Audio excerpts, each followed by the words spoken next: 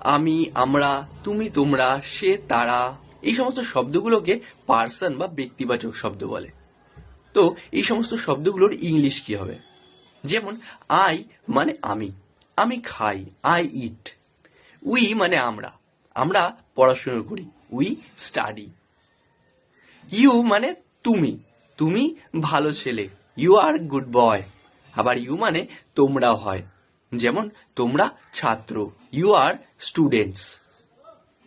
হি মানে সে, আবার সি মানেও সে। এখানে হি বলতে ছেলেদের ক্ষেত্রে বোঝায়, আর সি বলতে মেয়েদের ক্ষেত্রে বোঝায়।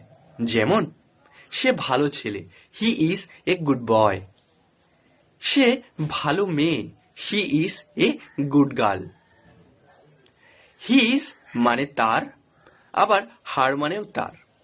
হিজ বলতে ছেলেদের ক্ষেত্রে বোঝায়, আর হার বলতে মেয়েদের ক্ষেত্রে বোঝায়। যেমন তার জামাটা ছেঁড়া, হিজ শার্ট ইজ রিপড।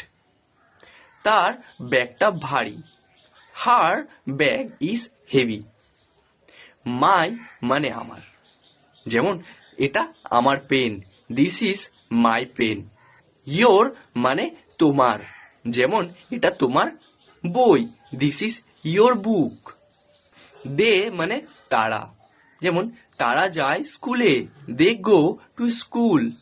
দেয়ার মানে তাদের, তাদের বাড়িটি বড়, দেয়ার হাউস ইজ বিগ।